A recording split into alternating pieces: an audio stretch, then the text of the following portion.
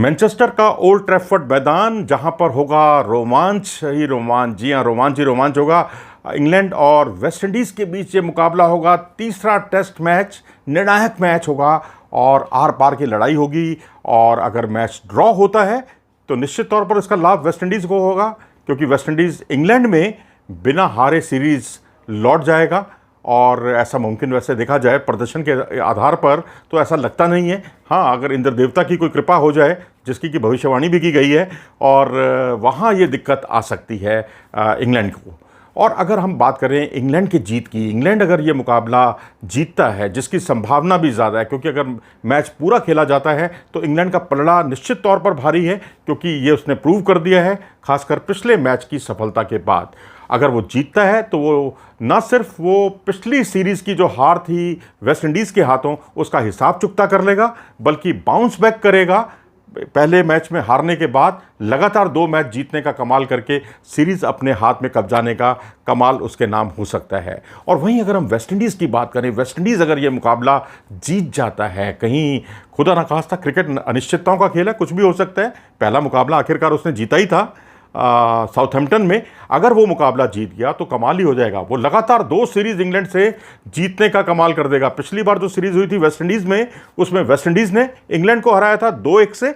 और यहाँ पर भी अगर वो जीतता है तो सीरीज़ उसके हाथ होगी, यानी लगातार दूसरी बार वो सीरीज़ जीतने में कामयाब होगा। जैसा कि मैंने कहा, ड्रॉ मैच होता है तो उस स्थिति में भी जीत एक तरह से वेस्ट इंडीज़ की ही होगी, क्योंकि वेस्ट इंडीज़ ने पिछली सीरीज़ जीती थी। इस आधार पर ट्रॉफी जो है वो अपने घर ले जाएगा।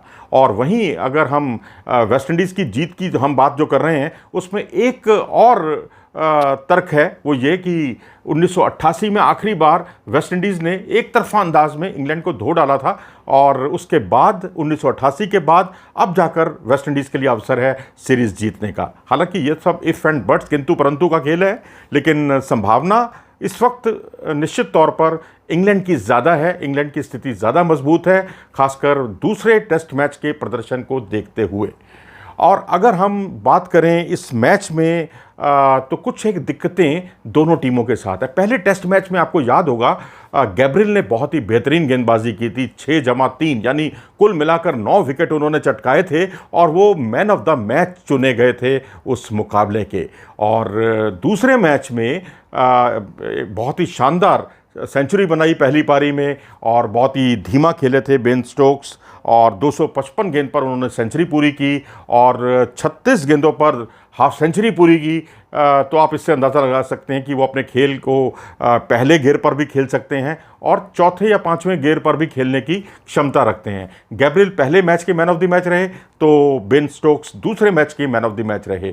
लेकिन यहाँ सबसे ज़्यादा जो चिंता की बात है वो ये कि दोनों खिलाड़ी पूरी तरह से स्वस्थ नहीं है, पूरी तरह से फिट नहीं है, और इन दोनों को निगल इंजरी है। निगल इंजरी होती है, मामूली सी इंजरी है, लेकिन अगर यही इंजरी बढ़ जाए या बढ़ने की उम्मीद नज़र आए तो रिप्लेसमेंट करना बेहतर विकल्प होता है। लेकिन इन दोनों खिलाड़ियों के न खेलने की स्थिति में, अगर ये दोनों खिलाड़ी नहीं खेलते हैं तो मैच का आकर्षण कहीं ना कहीं प्रभावित ज़रूर हो सकता है। और इसके अलावा अल्जारी जोसेफ, जिन्होंने जो तेज़ गेंदबाज हैं वेस्ट इंडीज़ के, जिन्होंने पिछले मुकाबले में आपको याद होगा जब नई गेंद आई थी तो बहुत ही कहर बरपाया था, लगातार जो 2 विकेट चटकाकर मैच का नक्शा बदला था, वो अल्जारी जोसेफ ही थे, और उनको भी निगल इंजरी है। तो इस तरह से गैब्रियल और अल्जारी जोसेफ वेस्ट इंडीज़ की ओर से, इंग्लैंड की ओर से बेन स्टोक्स को निगल इंजरी है, और इनके रिप्लेसमेंट की तलाश जो है वो दोनों टीम प्रबंधनों ने शुरू कर दी है।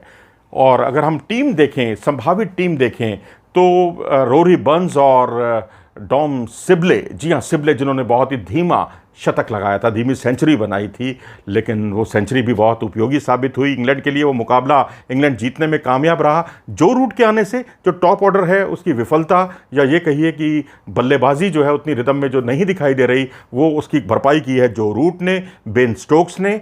और अभी ओली पोप को अपने हाथ दिखाने हैं, जिनमें क्षमताएं बहुत हैं, लेकिन वैसा प्रदर्शन नहीं कर पा रहे। जोस बटलर पूरी तरह से फ्लॉप शो उनका जारी है, लंबे समय से उनका बल्ला जो है रन नहीं बना पाया। और उसके बाद जो है डॉम बेस जो है स्पिनर है, देखना दिलचस्प होगा कि डॉम बेस को पर इंग्लैंड टीम प्रबंधन भरोसा जताता है, या जो कि ऑफ स्पिनर है। और वहीं उनकी जो टक्कर है प्लेइंग 11 में खेलने को लेकर वो जैक लीच के साथ है। जी हाँ, जैक लीच जो है लेफ्ट आर्म स्पिनर हैं।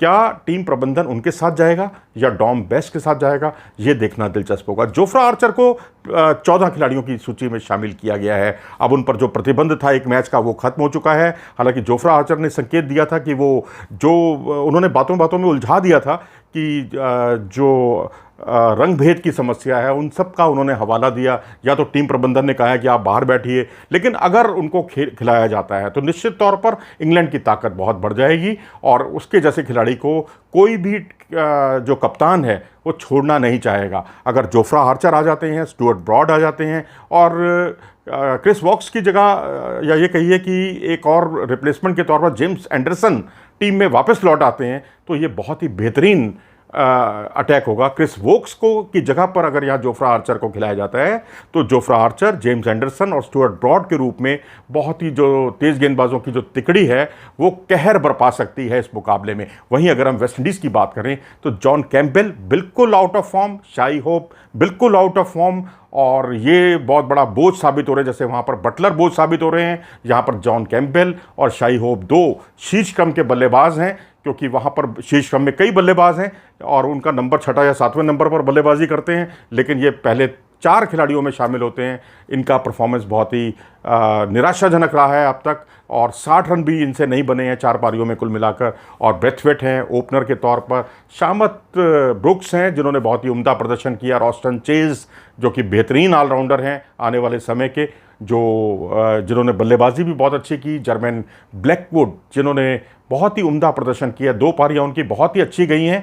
और अगर हम डॉरिच की बात करें, डॉरिच की भी एक पारी बहुत अच्छे खेले थे, विकेट कीपर बल्लेबाज है और 2016-17 का जो दौरा था उसमें भी इन्होंने बहुत ही अच्छी बल्लेबाजी की थी। जेसन होल्डर जिनसे एक अच्छी बल्लेबाजी की उम्मीद है, लेकिन गेंदबाजी में निश्चित तौर पर जो पहले टेस्ट मैच में इनकी उम्दा गेंदबाजी थी वैसी गेंदबाजी नहीं कर पाए दूसरे टेस्ट में। यही शायद वेस्ट इंडीज़ के लिए चिंता का सबब है कि पहले टेस्ट की जो बेहतरीन गेंदबाजी की थी उनके गेंदबाजों ने, वैसी गेंदबाजी वो दूसरे टेस्ट में नहीं कर पाए। अल्जारी जोसेफ हैं जो देखना है कि वो कितने फिट होते हैं, और केमर रॉच जिनको जो विकेटलेस रहे थे पहले टेस्ट में और दूसरे टेस्ट में उनको उन्होंने बहुत ही क्रूशल समय में विकेट भी चटकाए, और उसके अलावा गैब्रियल होंगे।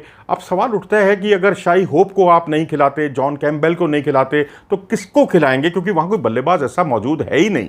गेंदबाजों में कोई कमी नहीं है। अगर मान लीजिए किसी वजह से खुदा न खास्ता अल्जारी जोसेफ नहीं खेलते, गैब्रियल नहीं खेलते, तो आप चैमर होल्डर को खिला सकते हो।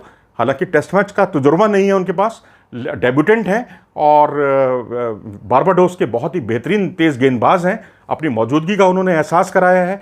या फिर आप एक स्पिनर के साथ जा सकते हैं जो रखीम कानवेल हैं और ऑफ स्पिनर हैं। इनको अगर आप टीम में शामिल करते हैं थोड़ी टीम संतुलित नहीं होगी, क्योंकि बल्लेबाज अगर टीम से बाहर जाता है तो उसकी जगह अगर आप एक ऑलराउंडर को रखें, बैटिंग ऑलराउंडर को रखें, तो भी बात समझ में आती है। लेकिन ये विशुद्ध रूप से दोनों गेंदबाज हैं, तो इसलिए टीम बैलेंस नहीं हो पा रही है। ये वेस्ट इंडीज़ के लिए सबसे बड़ी चिंता का विषय है। आप क्या सोचते हैं इस मुकाबले को लेकर? कहाँ जाएगा पलड़ा, इंग्लैंड की तरफ या वेस्ट इंडीज अब भी है दावेदार, और जो अपनी कमज़ोरियां हैं, मूलभूत कमज़ोरियां हैं, उनसे कितनी जल्दी निजात पाती है वेस्ट इंडीज़ की टीम, ये सब देखना दिलचस्प होगा। अपनी राय हमें ज़रूर दें, और अगर आपको ये वीडियो पसंद आया हो तो इसे लाइक करें और हमारे चैनल को सब्सक्राइब करना ना भूलें।